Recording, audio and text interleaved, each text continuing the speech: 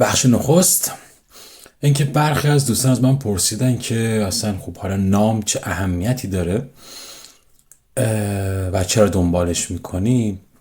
این از این بابه که نام یک نشانه است، یک تابلوه، یک ساینه که به ما نشون میده در هر دوره‌ای چه تمنامندی هایی بوده، چه انگاره هایی بوده، چه باورهایی بوده و تغییر این نام ها در هر دوره به ما نشون میده که این جهت ها به کدوم سمت رفته. مثلا در زمان انقلاب نام ها ایدئولوژیک شده بودن، نام ها ذهنی شده بودن، از عناصر طبیعت خالی شده بودن و نام ها ایدئولوژیک شده بودن، مثل روح الله، مثل فاطمه، مثل ابوذر، تمار، یاسر. این کرکترهای مذهبی بودن. ولی الان مثلا تو شما از دهه 70 به بعد، خصوصا 80 و 90، میبینیم که یه تحول بزرگی شده و نام ها در سمت ایران باستان میره. اینا از این باب نشانه هستند و نشون میده تحولات جامعه به کدوم سمت میره. بذارید در مورد نشانه شناسی، حالا شاید بعداً بیشتر صحبت میکنیم، نشانه شناسی توضیح مثالی بزنم.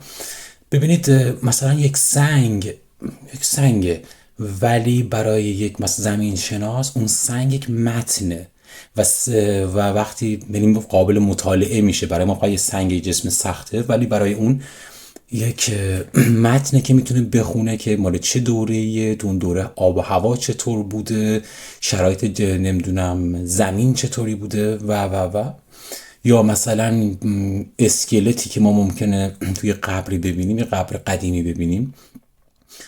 خب یه اسکلت چیزی نیست، ولی برای یک دیرین شناس، برای یک باستان شناس، اون اسکلتی که متنه که میتونه با اون بفهمه که اونها سیستم غذاییشون چطوری بوده، چقدر عمر میکرد، طول عمرشون چقدر بوده و به واسطه همین اینها متنهایی هستن. حالا هر کسی تو تخصصی که داره. توی جامعه شناسی سیاسی، چیزی که من دنبال میکنم، یا تحلیل گفتمان، اینها حالا متنهای من این شکلی هم. بذار یه مثال بزنم. این که مثلا من میرم توی مهمونی، میبینم که خب اول مثلا مردهای مسن از در میان تو، بعد زنهای مسن، بعد مردها، زنها و بچه ها به این ترتیب میان توی خونه، مثلا جایی که من دعوتم. من از این برای من این فقط یک ورود نیست، این یک گریتینگ، یک